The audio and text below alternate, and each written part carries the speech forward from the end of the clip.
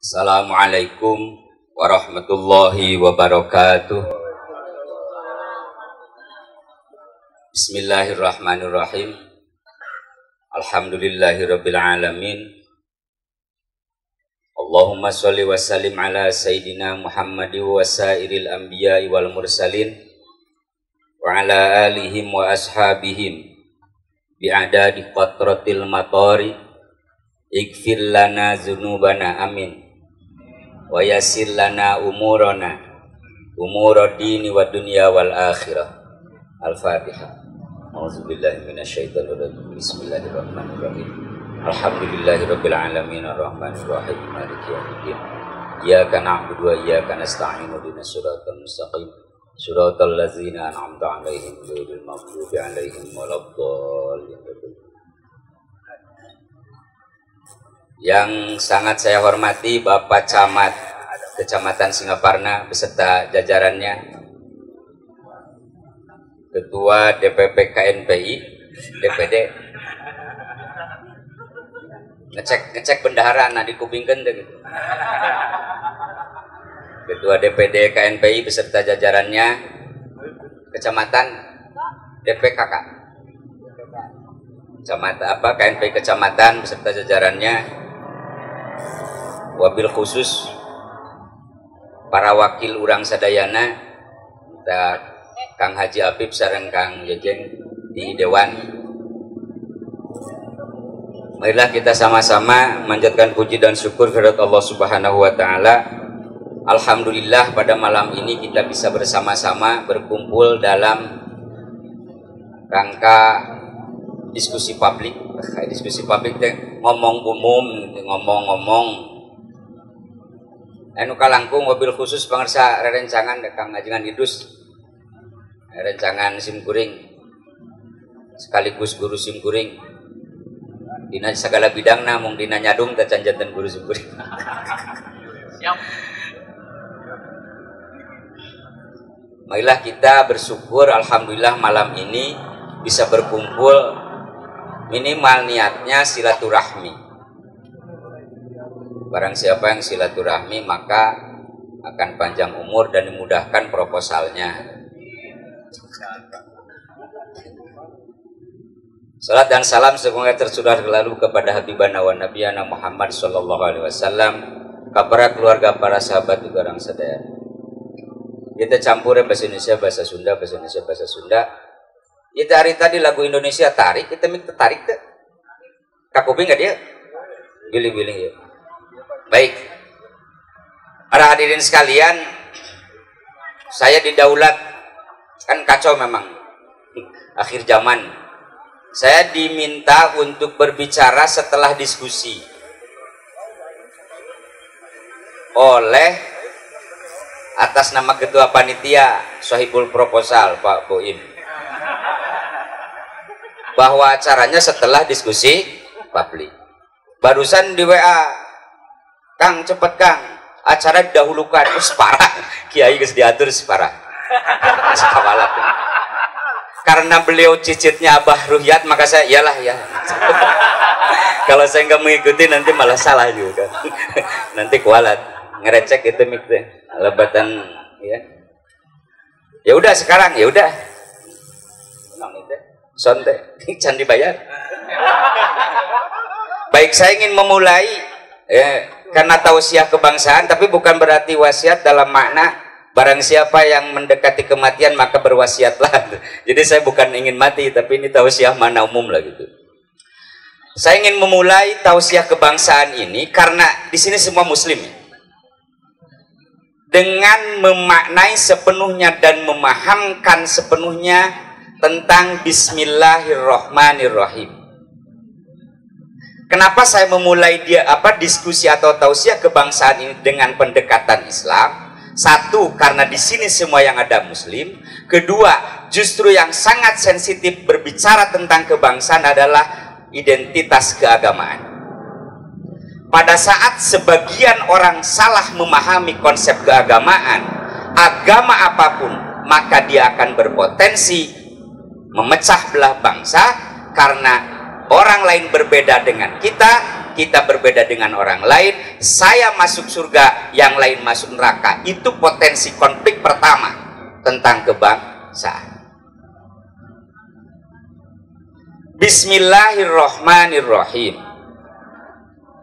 Mari kita mengartikan dan mengejawantahkan makna Bismillahirrahmanirrahim dengan logat santri. Kumaha cenah?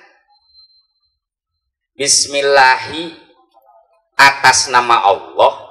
Lamun di santri mah kalawan nyebat jenengan Allah. Ar-Rahmani anu maparin nikmat alit sareng nikmat ageng di dunia sareng di akhirat. Ar-Rahimi anu maparin nikmat alit di akhirat wungkul. Kalau kita memahami itu dan kita terapkan dalam konteks kebangsaan, yang pertama, bahwa Allah Ar-Rahman yang memberi nikmat kecil dan besar di dunia dan di akhirat. Itu dulu. Kenapa disebut nikmat kecil? Karena kita tahu rahmat Allah ada 100, kan begitu? Yang satu disimpan di dunia untuk diperebutkan oleh semua manusia, bahkan binatang. Yang 99 nanti di akhirat. Kenapa disebut nikmat besar? Tadi disebut nikmat kecil karena hanya 1%. Disebut nikmat besar karena ya Allah memberikan nikmat yang satu itu bagi orang beriman dan tidak beriman. Manakala kita salah memaknai, lalu kita beranggapan bahwa karena kita yang beriman, maka yang paling berhak atas nikmat Allah di dunia ini hanya kita, maka kita menyalahi sifat Ar-Rahman. Karena Allah sudah mengatakan bahwa orang non-muslim pun akan diberikan nikmat meskipun sedikit. Paham? Jadi pada saat kita mengatakan Bismillahirrahmanirrahim, lalu kita membenci manusia lain hanya karena akidah yang justru kita meyakini tidak semua orang diberikan hidayah keimanan, maka pada dasarnya kita sudah melawan fitrah. Harus ngajina. Kebenaran nanyana. Karena terkait dengan pemenuhan hak dan kewajiban. Punten rada calik nerda kieu. Geus diatur waktu. Kayak lain ka WC heula teh. Ayo nak kan jadi beuteuh. Katanya. Jadi di sisi lain kita dituntut takhallaku bi akhlaqillah. Berakhlaklah kalian seperti dengan akhlak Allah. Maka kita dituntut mengejawantahkan sifat Rahman Allah dalam kegiatan kita sehari-hari.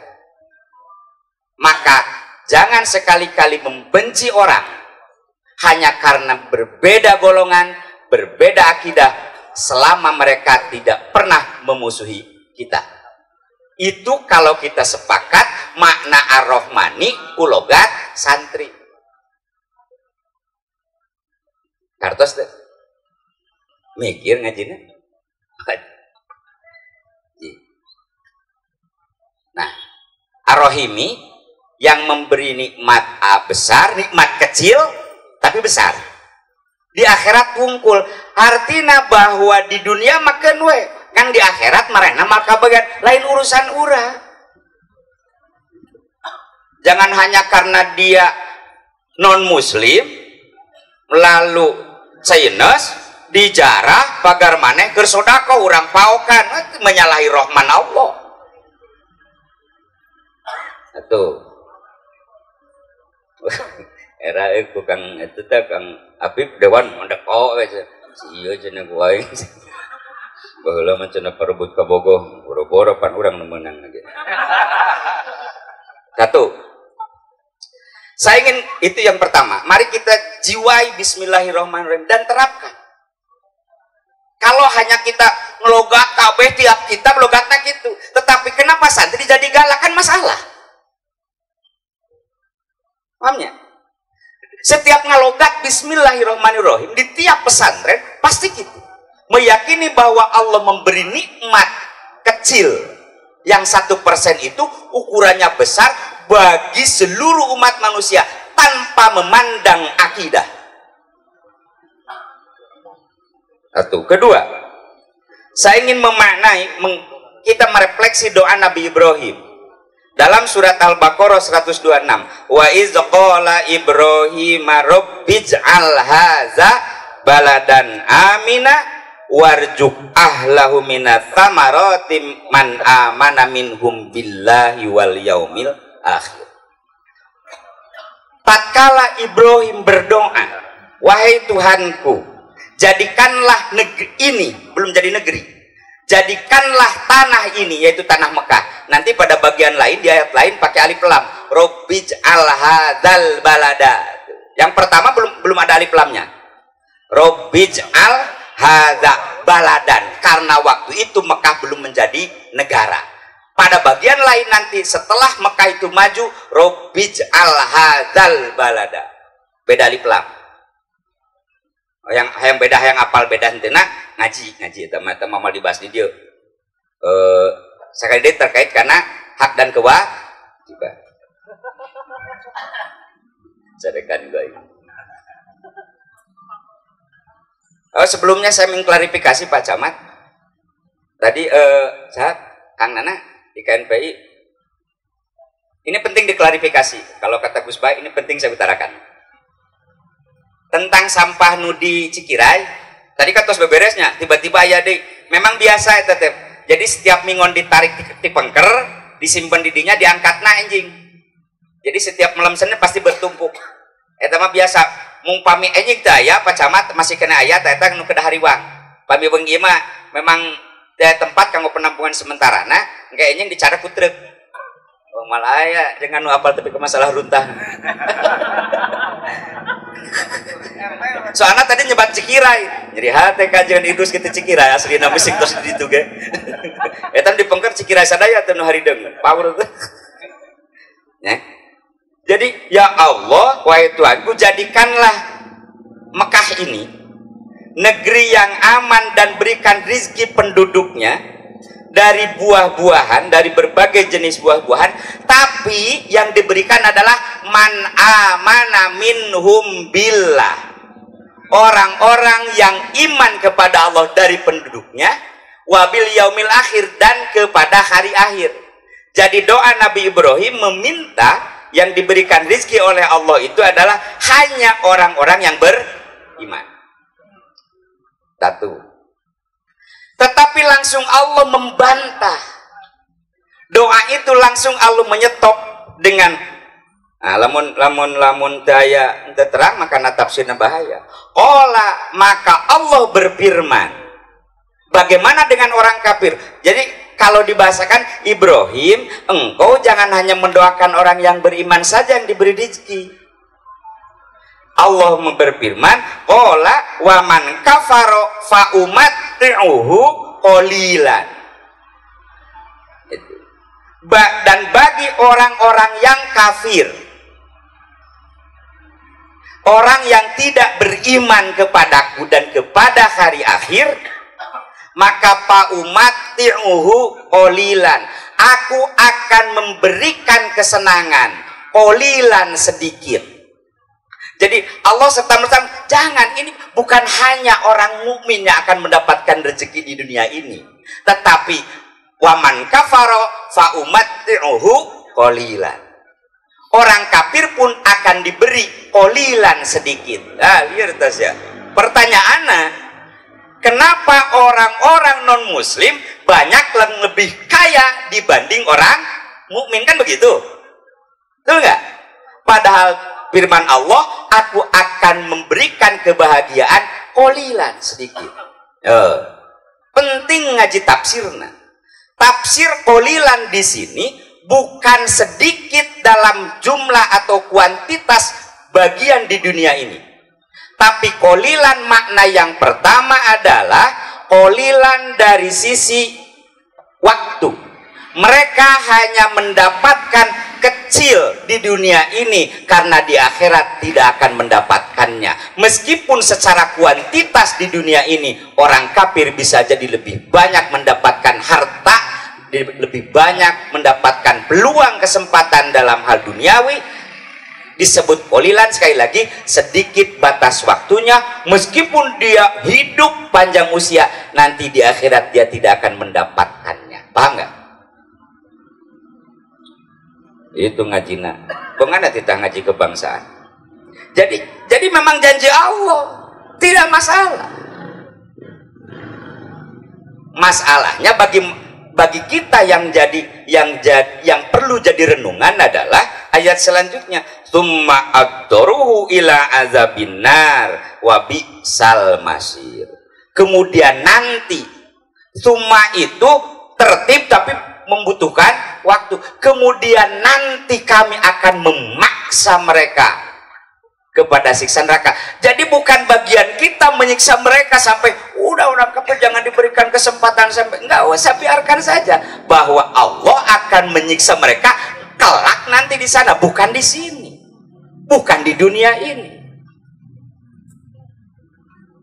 Jadi ulah sok gaya da urang mah danon lamun aya kasunu urang nu lainna anggape ucing cenah gitu. Henteu kitu henteu.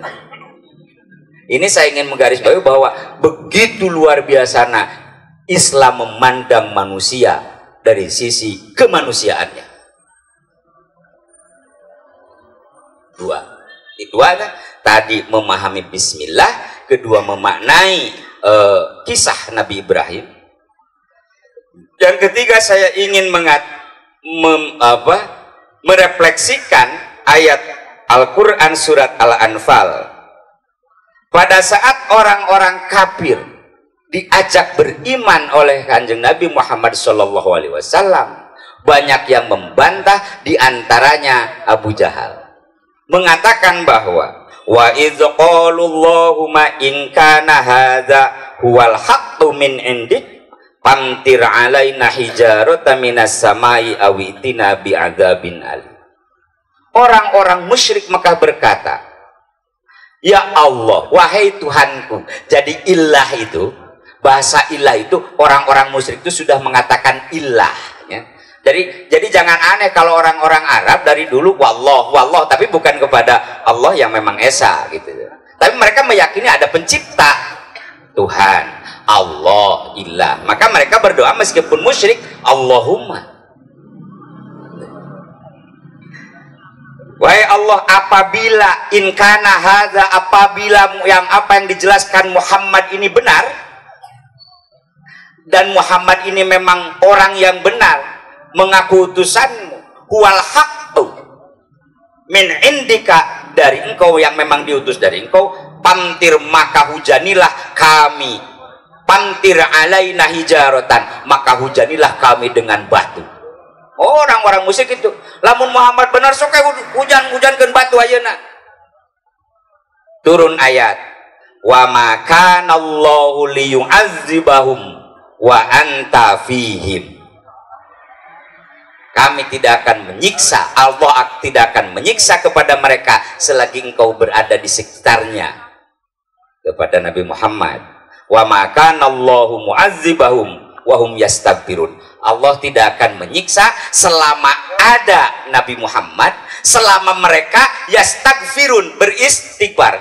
Kan ngaco kalau kita salah memahami. Humnya itu ke orang musyrik, tapi wahum yastaghfirun, mereka beristighfar, memohon ampunan. Begini ceritanya. Setelah orang-orang musyrik mengatakan demikian, takut juga adanya batu, maka pada saat mereka tawaf, jadi orang-orang musyrik dulu juga tawaf, kadang ceweknya kalau tawaf telanjang.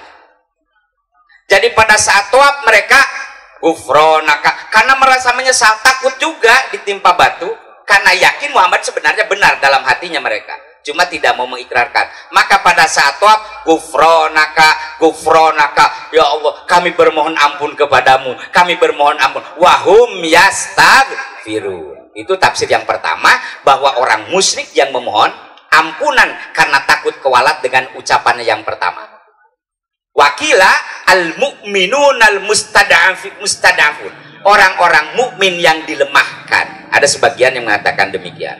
Mari kita bicara tafsir yang pertama adalah orang-orang musyrik. Iya ya cah. Ya penting ya, penting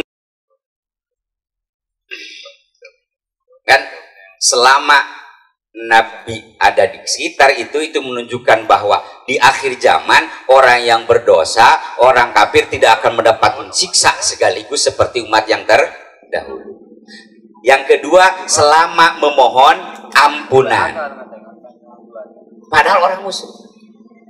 Kan bingungnya, orang musyrik mohon ampunan terus tidak mendapat siksa.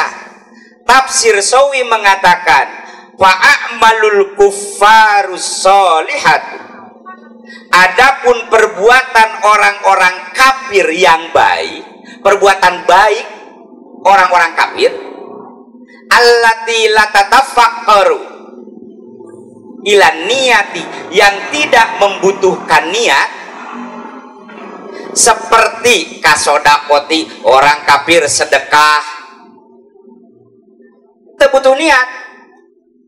Wa fi'lil ma'ruf, berbuat kebaikan, membuang sampah dengan benar, segala macam itu, baik dengan tetangga, bahkan wal istighfaru, dan memohon ampunan, tanfa'uhum fid dunya, bermanfaat bagi mereka di dunia ini. Jadi orang kafir yang berbuat baik, dia akan mendapatkan manfaat kebaikannya di dunia ini, bahkan watamna'u anhumul azab, bisa mencegah dari orang-orang kafir terhadap siksa Allah. Jadi jangan heran bila ada orang kafir sedekah, berbuat baik, Allah memberikan kebaikan di dunia ini. Wala tanfa'uhum bil akhirah, tetapi hal itu tidak bermanfaat di akhirat kelak. Artinya apa? Urusan nanti siksa bagi mereka itu urusan Allah. Masalah mereka berbuat baik di dunia ini, ya sudah, memang Allah juga akan membalas kebaikan. Tetapi tidak mendapatkan pahala menjadi investasi kebaikan di akhirat kelak. Pahamnya? Tapi jam sebarah itu kan pada diskusi publik Kang Abib sareng Kang Jajak panitia seberapa menit itu terus kan hiji deui tuh wengi teuing sakola karunya itu namanya 9:30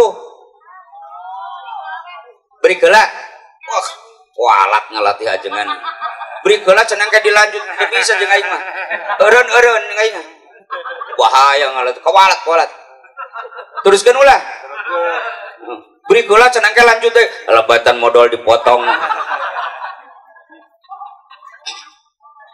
Dalam menata Singaparna sekarang,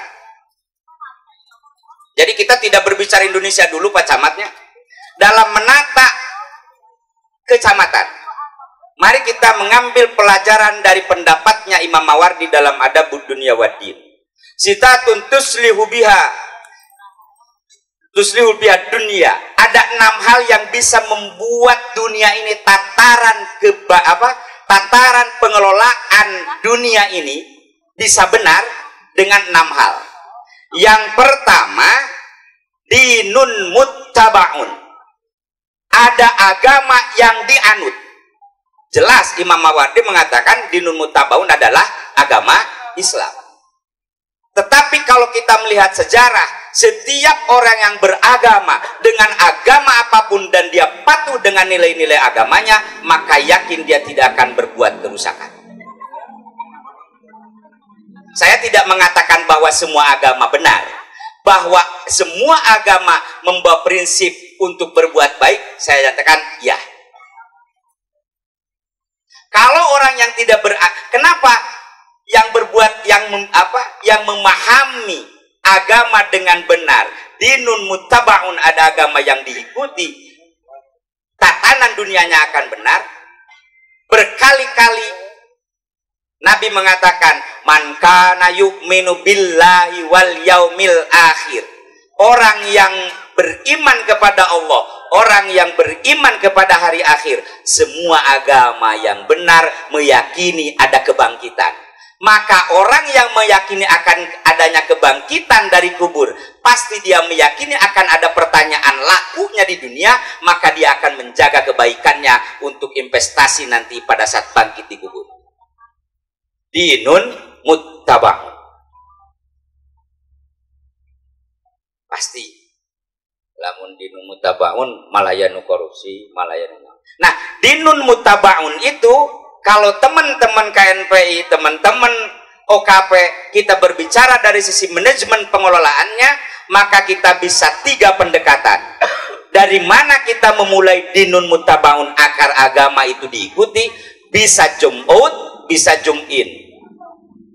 Puntennya Kang Dewan gitunya, bisa zoom out, bisa zoom in. Bisa dari layar besar terus mengecil, bisa jadi layar kecil terus membesar.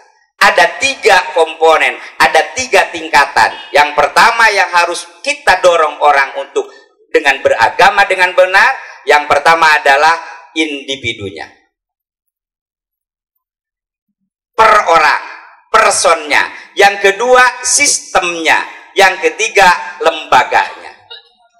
Bisa dimulai dari penataan kelembagaan, lalu kita membuat sistem untuk mendorong orang memahami dengan benar agamanya, atau dari individunya kita cocoki dengan nilai-nilai keagamaan, maka secara spontan dia akan berbuat baik, sehingga menata sistem dan lembaga menjadi sangat mudah. Saya lebih berpikir lebih mudah diawali dari individu.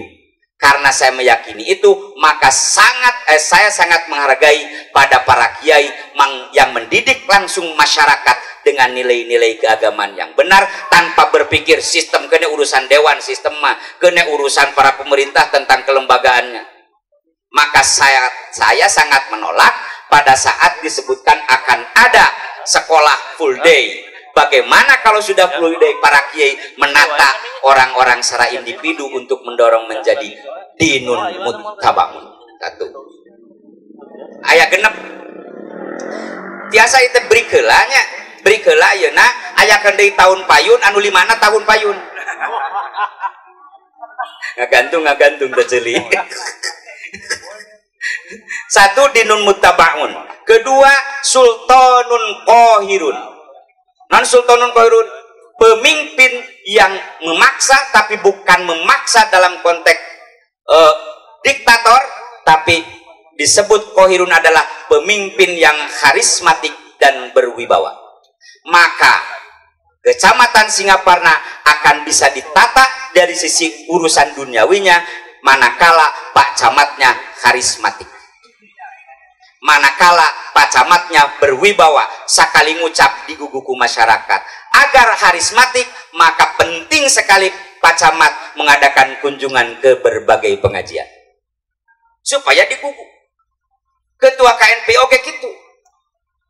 Maka jangan salah, ada aturan. Kalau sudah menjadi pejabat, jajan we diatur. Ulah jajan comro beli lembang damal qahirun. Harusnya. Maka jangan heran kalau ditata di negara ada seragamnya harus baik, supaya menumbuhkan qahirun, sultanun qahirun. Ingat, di sini bukan mulkun qahirun, bukan amirun qahirun, bukan khalifah qahirun, tapi sultanun. Karena berbeda antara kata sultan dan amir, berbeda antara kata sultan dan malik. Malik lebih kepada kerajaan yang dipandang pengejawantan dari Allah, sehingga hitam putih harus diikuti seperti raja. Kalau sultan, dia lebih kepada pendekatan politik, bisa jadi dia yang dipilih dan disepakati oleh masyarakat, meskipun dari sisi keilmuan agama tidak terlalu berlebihan daripada masyarakatnya. Dua, sultanun qahir. Yang ketiga, yang bisa mendorong kebaikan penataan masyarakat, penataan dunia ini adalah adlun samilun, keadilan yang menyeluruh. Adlun syamilun, tidak kalau orang kaya dihukuminya begini, orang miskin dihukuminya begini, orang pintar, tapi hukum tidak tajam ke atas atau tajam ke bawah, tumpul ke atas. Adlun syamilun. Adlun syamilun bisa dikaji Pemimpin yang adil ke masyarakatnya, bawahan yang adil kepada atasannya. Mana bawahan yang adil kepada atasannya? Perlakukan pemimpin memang sebagai pemimpin, bahwa seorang bawahan mesti menghormati. Ij'al kabirukum aban wa awsatukum akhon wa adnakum atau wa as apa? Wa adna apa? Wa asgorokum ibnan. Maka seseorang yang adil akan memperlakukan semua lapisan dengan benar, menjadikan orang yang lebih tinggi sebagai orang tua, yang sebaya sebagai saudara, yang di bawah sebagai anak. Pemimpin menjadikan masyarakatnya dianggap anak, masyarakat menganggap pemimpinnya sebagai bapak. Kolega di kantor dianggap sebagai saudara. Adlun syamilun. Apa?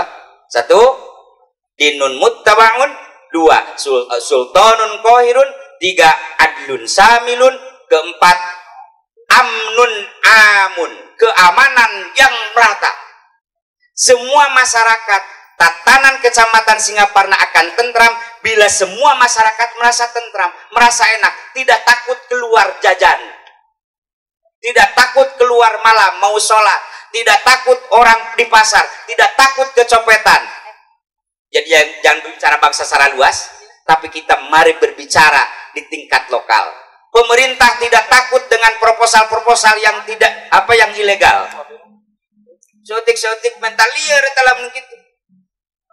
Masyarakat aman, ngarasa tentrem, pemerintah ngarasa tentrem, ajengan ngarasa tentrem, rakyat ngarasa tentrem, maka negara itu atau daerah itu akan maju. Amnun amun. Yang keempat, yang kelima, khasbun daimun. Khasbun daimun, kemakmuran yang berkesinambungan. Kalau dulu Tasik disebut negeri 1000 bukit, sekarang menjadi negeri 1000 perum, maka jangan salahkan Allah bila Tasik suatu saat akan banjir karena kita tidak berusaha menciptakan khasbun daimun. Mikir. Mikir tuh hujan terus pikiran banjir, salah pemerintah, micenrunta kemana-mana. Khasbun daimun, kesuburan, kemakmuran yang berkesinambungan itu tidak bisa datang tiba-tiba, karena kita adalah khalifah pengganti Allah untuk memakmurkan bumi ini. Yang kelima, yang keenam, untuk menata bangsa ini, menata wilayah Singaparna ini, pengelolaan duniawi di Singaparna ini, maka harus ada amalun pasihun. Amalun pasihun adalah cita-cita yang jangkauannya jauh, atau pemimpin masyarakat semua harus visioner. Bukan hanya membangun saat ini, tapi bagaimana pemimpin menciptakan lamun ngabangun pasar teh kumaha engke ditata kelola dengan baik, penataan ruangna, visioner. Amlun pasihun, cita-cita yang yang panjang atau visioner. Cita-cita, ingatlah sabda Rasulullah SAW, al-amalu min rahmati, al-amalu rahmatun min robbi. Cita-cita adalah rahmat dari Allah kepada hambanya, kepada umatnya. Laulal amalu, kalau tidak ada seorang memiliki cita-cita, maka tidak akan ada ibu yang menyusui anaknya, tidak akan ada petani yang menanam pohon. Nah, indung beri nyusuan teh berkalajat ke parebut jeung bapana mikirna teh supaya anak ieu teh kena agung terus kan karena cita-cita. Petani tidak akan menanam kelapa kalau tidak memiliki cita-cita. Karena kelapa tidak bisa dipetik bulan depan. Maka al-amalu rahmatun min robbi, maka sempurnalah penderitaan orang yang tidak memiliki cita-cita. Wallahu muwaffiq ila aqwamit thoriq. Wassalamualaikum warahmatullahi wabarakatuh.